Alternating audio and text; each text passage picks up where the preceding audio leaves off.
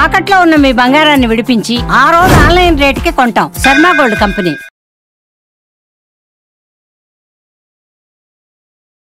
కోయి కోయి సాంగ్ పాడి అందరితో వావ్ అనిపించుకుంటున్నటువంటి గురప్ప గారు ఉన్నారు. మాట్లాడేద్దాం పదండి. కుర్రోయ్ కోయారే కోయ్ కోయ్ కోయా బామారి సందమామా కోయ్ కోయ్ కోయ్ కోయ్ రే రే లా రే రే లా రే లా రే రే లా రే రే లా రే లా రేలా రేలా రే లీలా రేలా రేలా రే లీలా రేలా రేలా రే లీలా. అసలు మీ జర్నీ ఎలా స్టార్ట్ అయింది? పుట్టిందంతా భద్రాచలం ఏరియా. ఆడవాళ్ళని కాపాడుకోవడానికి, ఆడవాళ్ళని రక్షించడానికి 5 రకాల పాములేషన్తో నన్ను పెంచారు.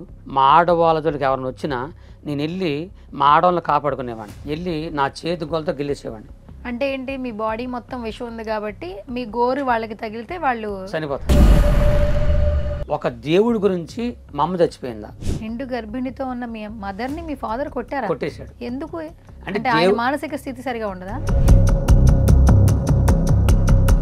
ఇలా చెప్తే నమ్మడానికి మనుషులు నమ్మరు. మీ లైఫ్లో ఎప్పుడు కూడా చూడని సిచ్యువేషన్ కావచ్చు, లేదా బాధపడిన విషయం కావచ్చు, ఒకటి షేర్ చేసుకుంటారు. నా జీవితంలో నేను కోరుకున్నానంటే లైఫ్లో అదే ఆ గుడివాడలో ఇల్లు తీసేయగానే నేను ఒంటాకి లేకుండా అయిపోయిందండి. అది నా హృదయం చాలా గాయపడింది. ఇప్పుడు నేను కానీ ఏదైనా చనిపోతే నా భార్య దిక్కులింది అయిపోతుంది.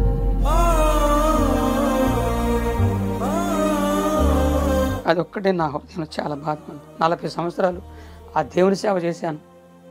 ఈరోజు ఒంటాకిల్లు లేకుండా అయిపోయింది. చర్చి కూడా లేదు. నేను ఎవరిని మోసగాడినైతే, మోసం లెక్క ఉండగలిగితే నేను ఏ రకంగా సంపాదించేవాడిని. నేను ఏ మోసం లేదు. ఇప్పుడు మీరు అడవి మనిషిని, అడవిల్లో పెరిగాను, అక్కడే తిరిగాను అన్నారు. అక్కడ భాష కూడా వేరే ఉంటుందని చెప్పారు. ఎలా ఉంటుంది అక్కడ భాష అసలు? ఆ భాష మన చిన్న గ్లాసులో రాళ్ళేసుకోవడం ఎలా ఉంటుంది అలా ఉంటుంది. కానీ ఏదో ఒకసారి మా ఇప్పుడు ఈరోజు సుమన్ టీవీకి ఇంటర్వ్యూ ఇస్తున్నారు. తెలుగులో ఏంటంటే సుమన్ టీవీతో ఇంటర్వ్యూ చేస్తున్నా, అది మీ అడవి భాషలో ఎలా చెప్తారు? మస్కోటి జానింది, మంకాళ్ళు జానారు, నేను జాన్ చేగి సుమన్ టీవీకి మోరుచుకుంటున్నాను. సుమన్ టీవీకి మోరుచుకుంటున్నాను. హాయ్, హలో, నమస్తే, this is Suvarna. Welcome to Suman TV. So ఇప్పుడు యూట్యూబ్ ఆన్ చేసిన, ఇన్స్టాగ్రామ్ రీల్ చూసిన, ఫేస్బుక్ చూసిన, ఎక్కడ చూసినా కూడా ఒకే ఒక్క పర్సన్ కనిపిస్తూ ఉన్నారు. ఓవర్ నైట్లో స్టార్డమ్ అంటే ఈయన గురించే మాట్లాడుకోవాలి. ఎక్కడ చూసినా కూడా గురవారప్ప గారి గురించే మాట్లాడుకుంటున్నారు. కోయ్ కోయ్ అనే సాంగ్ ఎంత ట్రెండింగ్లో ఉందో మనందరికీ తెలుసు. సో అలియాస్ క్రీస్తు దాసు. సో రైట్ నో మనం విజయవాడలో ఉన్నామండి. సో హైదరాబాద్ నుంచి విజయవాడ వచ్చాము. ఆ విధంగా ట్రెండింగ్లో ఉన్నారని చెప్పుకోవచ్చు. రైట్ నో నాతో పాటు కోయ్ కోయ్ సాంగ్ పాడి అందరితో వావ్ అనిపించుకుంటున్నటువంటి గురప్ప గారు ఉన్నారు. మాట్లాడేద్దాం పదండి. నమస్కారం అండి. నమస్కారం అమ్మా. ఎలా ఉన్నారు? బాగున్నానమ్మా. సో మొత్తానికి మమ్మల్ని హైదరాబాద్ నుంచి విజయవాడ రప్పించారు. భగవంతుడి దయ అమ్మా. భగవంతుడి దయ.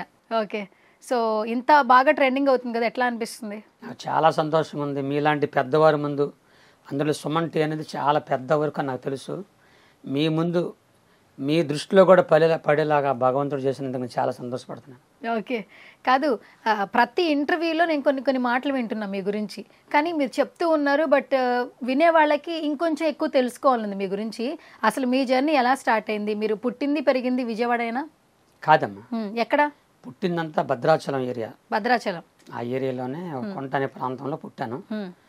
అయితే అక్కడ ఉన్న కొన్ని పరిస్థితులను బట్టి, నాకున్నటువంటి ఒక బలహీనతను బట్టి, అక్కడ మా అడవిలో ఉన్నటువంటి ఆడపిల్లల్ని అక్కడున్న కొంతమంది దుర్మార్గులు బాధ పెడుతున్నారని, ఆడవాళ్ళని కాపాడుకోవడానికి నా కన్న తండ్రి, మా కుల పెద్దలు నన్ను ఆడవాళ్ళని కాపాడుకోవడానికి, ఆడవాళ్ళని రక్షించడానికి, ఒక ఆడవాళ్ళకి కాపరిగా, అడవికి కాపరిగా నన్ను అంటే వాళ్ళకి రక్షకుడిగా చేయడానికి చిన్నతనం నుంచి సావకుండా ముందు కొన్ని అడుగు మందులు ఉన్నాయి, అవి త్రాగించి ఆ తర్వాత 5 రకాల పాములేషన్తో నన్ను పెంచారు. ఒళ్ళంత విషమైపోయింది. అప్పుడు నేను ఆ విషయంతో ఉన్నప్పుడు మా ఆడవాళ్ళ జోలికి ఎవరిని వచ్చినా నేను వెళ్ళి మా ఆడవాళ్ళని కాపాడుకునేవాడిని. వెళ్ళి నా చేతి గోలతో గెలిచేవాడిని. అంటే ఏంటి, మీ బాడీ మొత్తం విషం ఉంది కాబట్టి మీ గోరు వాళ్ళకి తగిలితే వాళ్ళు చనిపోతారు. ఇది ప్రాక్టికల్గా నమ్మొచ్చు అంటారా? ఇంకా నేను అంటే జరిగింది నా స్టోరీ.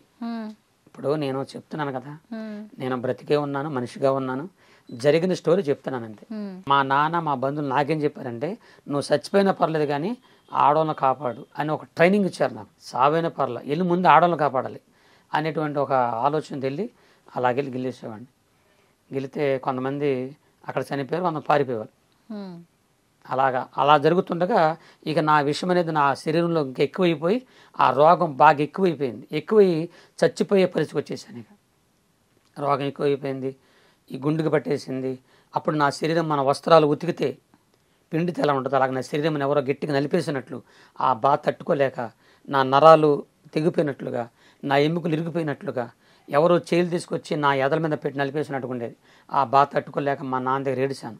నన్ను చంపేసి నేను బతకలేను అన్నప్పుడు అప్పుడు నా తండ్రికి అర్థమై, కొడుక నువ్వు బాధపడబాకు, నిన్ను నేను కాపాడుకుంటాను అడవిలో మందుల ద్వారా అని చెప్పి అడవిలో మందులు మా నాన్న కొద్దిగా మంత్రాలు చేసేవాడు. ఆ మంత్రాలు ఆ మందులు నా మీద ప్రయోగం చేశాడు. వాటి వల్ల ఏజ్లో మీరు చెప్పేది ఇదంతా జరుగుతుంది? అప్పుడు నా వయసు 17-18 మధ్యలో. ఓకే. 17 పుట్టిన కాడ నుంచి 17-18 సంవత్సరాల మధ్యలో జరుగుతున్న సంఘటనలు.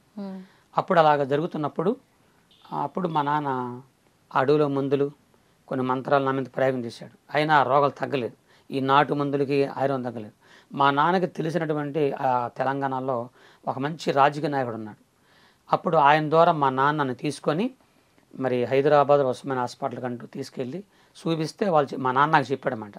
వాళ్ళు ఏం చెప్పారంటే నిలువెల్ల పామిస్ నిండిపోయాడు అబ్బాయి, బతకడు చచ్చిపోతాడని చెప్పారు. అప్పుడు మా నాన్న నన్ను తీసుకొని మా ఇంటికి వచ్చి ఏడిచాడు, కొడుగా నిన్ను పామిషంలో పెంచిన కారణం మన అడవిలో ఉన్న ఆడవాళ్ళని కాపాడటానికి. నిన్ను బట్టి ఆడవాళ్ళు బతికారు, కానీ నువ్వు చచ్చిపోతున్నావు. నాకు చాలా బాధగా ఉంది కొడుక, కానీ నువ్వు ఎలాగో చనిపోతున్నావు కాబట్టి నీకు ఒక మాట చెప్పాలనుకుంటున్నా. అదేంటంటే నువ్వు పుట్టక ముందు మీ అమ్మ ఒక దేవుడు, మీ అమ్మ కడుపులో ఉన్నప్పుడు మీ అమ్మ ఒక దేవుడు నమ్ముకుంది. ఆయన ఎవరో మాకు తెలియదు. అయితే మన కులాచార ప్రకారంగా పరాయి దేవుడు నమ్ముకున్నా ఇంకోళ్ళు నమ్ముకున్నా ఏదైనా చేస్తే చంపేస్తారు. అలాగే మీ అమ్మని నేనే స్వయంగా మీ అమ్మని బాగా కొట్టేసి ఎందుకు నమ్ముకున్నాను కొట్టాను. ఆ కొట్టిన దెబ్బలకే మీ అమ్మ చనిపోయింది.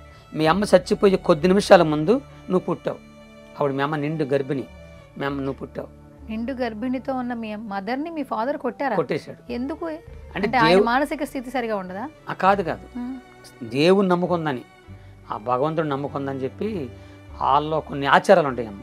అయ్యే చాలా మనం చెప్పకూడదులే, కానీ ఆయన చాలా ఆచారాలు ఉంటాయి. ఆ ఆచారాలను బట్టి కొట్టేశారు. చనిపోయింది. మీ అమ్మ చనిపోయే ముందు కొద్ది నిమిషాల ముందు నువ్వు పుట్టావు. అప్పుడు నెత్తురుగుడ్డుకున్న నిన్ను మీ అమ్మ తను నమ్మే దేవుడిని నీ గురించి చెప్పింది. నీ గురించి తన దేవుడికి చెప్పడం ప్రారంభించింది. ఏం చెప్తుందంటే, అయ్యా దేవుడా నా కొడుకు పుట్టాడు, ఈడు నీ బిడ్డగా మార్చుకో, బతికించు, నేను ఎలాగో చనిపోతున్నా, నా కొడుకుని కాపాడు, నా కొడుకుని నీ బిడ్డగా మార్చుకోమని చెప్పి ఆ మాటలు చెప్పి అమ్మ చచ్చిపోయింది.